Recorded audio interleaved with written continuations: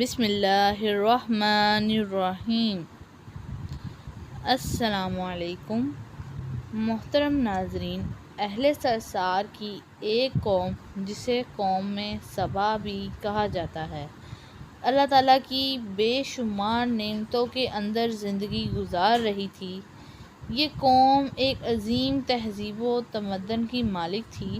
کہا جاتا ہے کہ یہ قوم گندم کے مغز سے آٹا پیس کر روٹیاں بناتے تھے اور کھاتے تھے، لیکن یہ لوگ بہت ہی ناشکرے تھے۔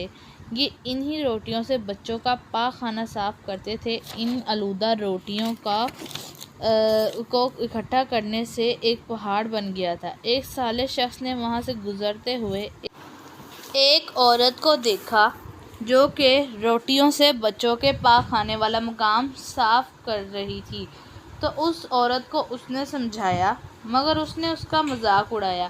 اس نے پھر کہا کہ کہیں ایسا نہ ہو کہ خدا تیرے اوپر اپنا غضب ڈھائے اور تجھ سے اپنی نعمت چھین لے۔ اور اس عورت نے کہا، جاؤ جاؤ، گویا تم مجھے بھوک سے ڈرا رہے ہو۔ جب تک سرسار جاری ہے مجھے بھوک سے کوئی ڈر نہیں۔ کوئی زیادہ وقت نہیں گزرا تھا، اللہ نے ان لوگوں پر اپنا عذاب ڈھایا، پانی تک بھی ان لوگوں سے چھین لیا گیا تھا۔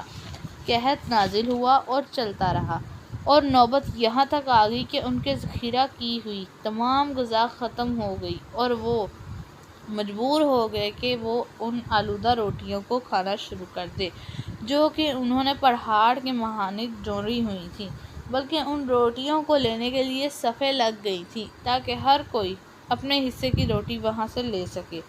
ان کے قحط اور بدحالی کے حوالے سے متعدد روایات میں موجود ہے۔ سورہ نحل کی آیت نمبر 112 اور 113 میں یوں ارشاد ہوتا ہے کہ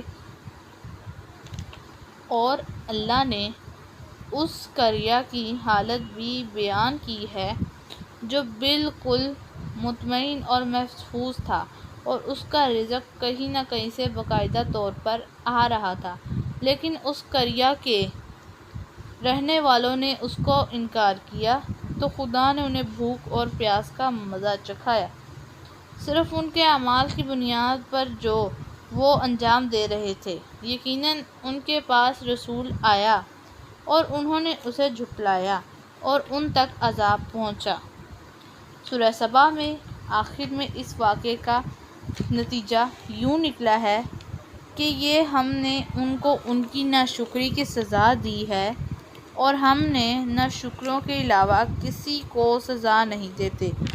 امید کرتا ہوں آپ کو آج کی ویڈیو اچھی لگی ہوگی، اور اگر آپ کو اچھی لگی ہے تو ہمارے چینل کو سبسکرائب کریں اور ویڈیو کو لائک کریں اور اسے شیئر کریں تاکہ اور لوگ اس سے فائدہ حاصل کر سکیں، اور ہو سکتا ہے آپ کے اس شیئر سے کسی کی اصلاح ہو جائے اور وہ بھی ناشکری جیسی لعنت سے بچ سکے۔